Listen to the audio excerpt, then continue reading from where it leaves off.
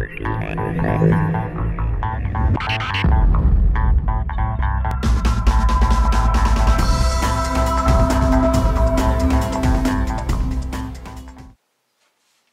so now that we have both axles lubed and prepped, okay, let me show you here.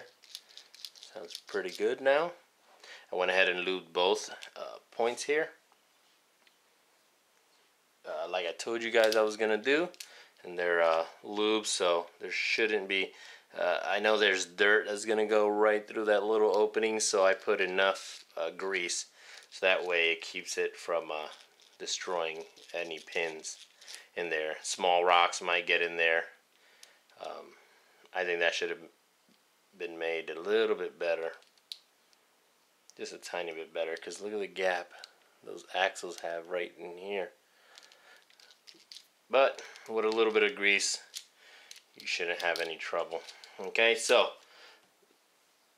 let's go ahead and mount these leaf springs right here.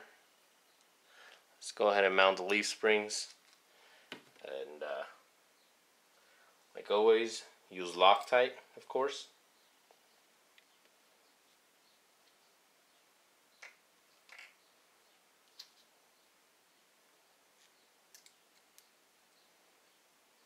Okay.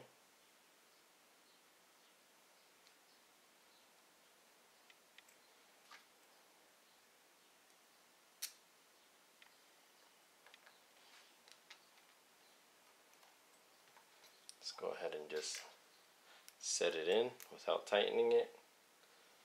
Some Loctite.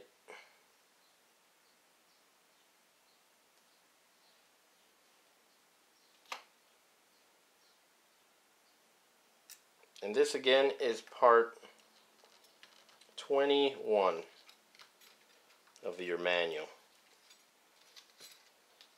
Okay.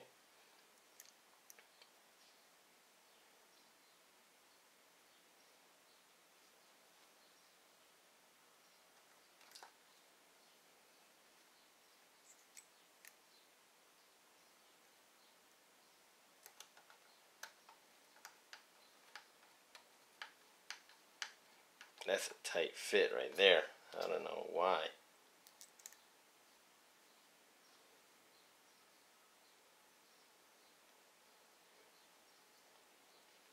Okay, so let's tighten this one down.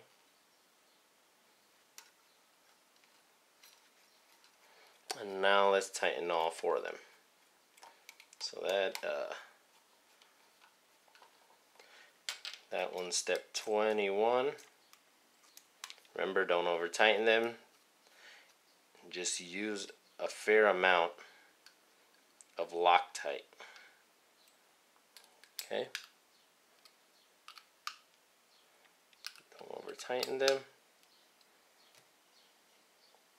That's what it looks like so far. Wipe off that excess. There we go. Okay.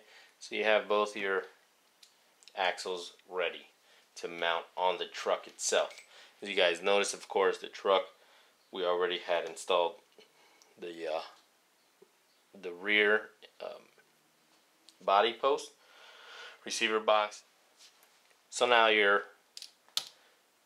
axles are ready to be mounted on the truck itself. Now we have both axles with the leaf springs, and we are gonna start going into step 22. But before we go into step 22, I want to show you what I did to the stock transmission.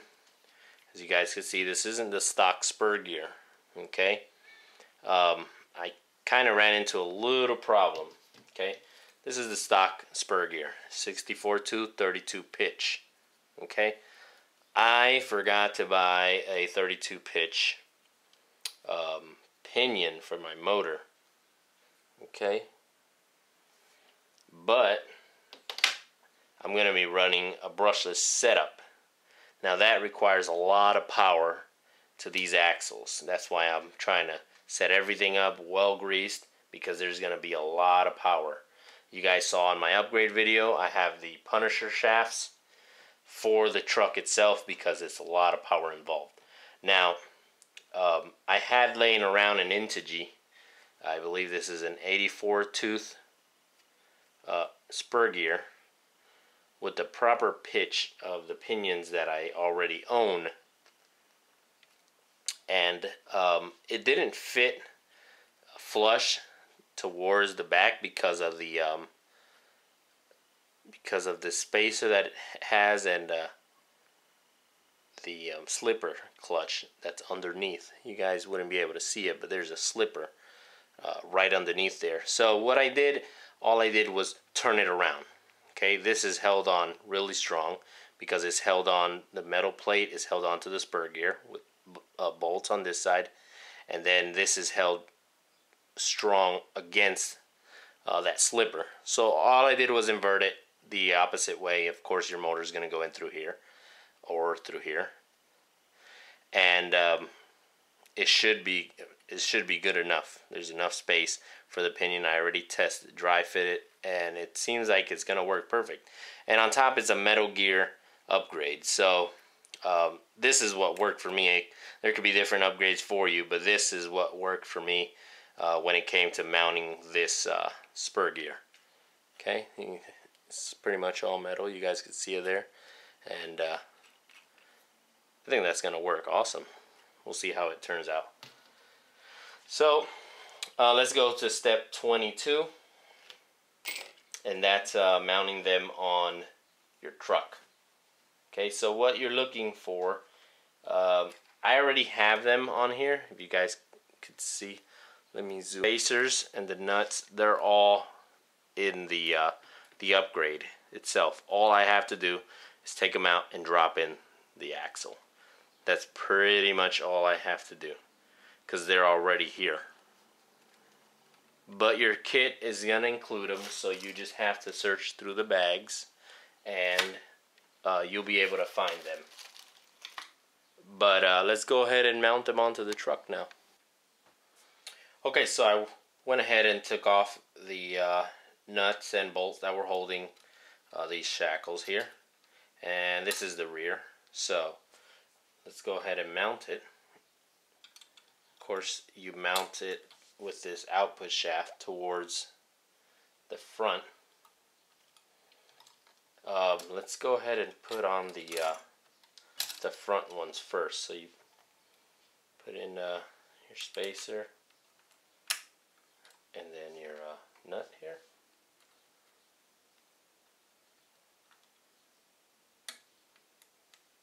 Make sure you don't cross thread.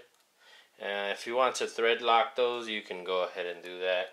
I just, like I said, I've been working on these kits for a while, and I know which screws to thread lock. I don't think these need to be thread locked, but it's to your discretion, whatever your preference is. So if your preference is to thread lock the leaf spring nuts, hey, feel free to do that. It's your kit.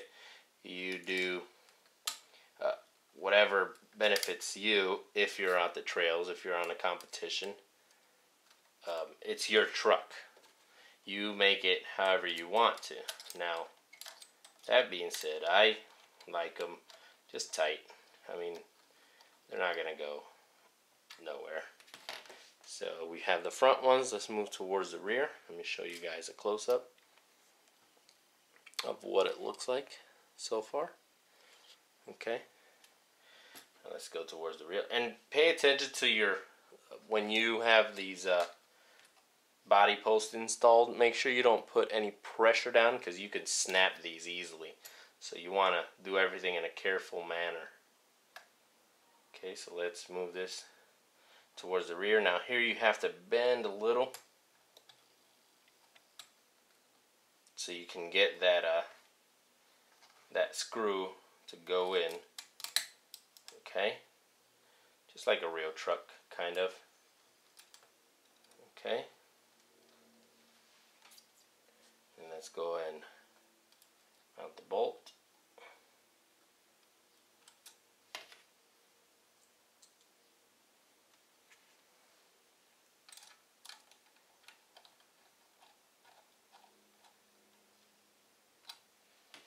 Okay, we can turn it around, or we could do the other one.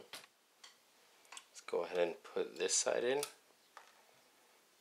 And the orientation that I like my screws and bolts or nuts to go is pretty much inside the chassis. You don't want them on the outside, because if it gets stuck on a rock, it can cause it to actually just unscrew itself or just poor performance. So let's go ahead and put in that one.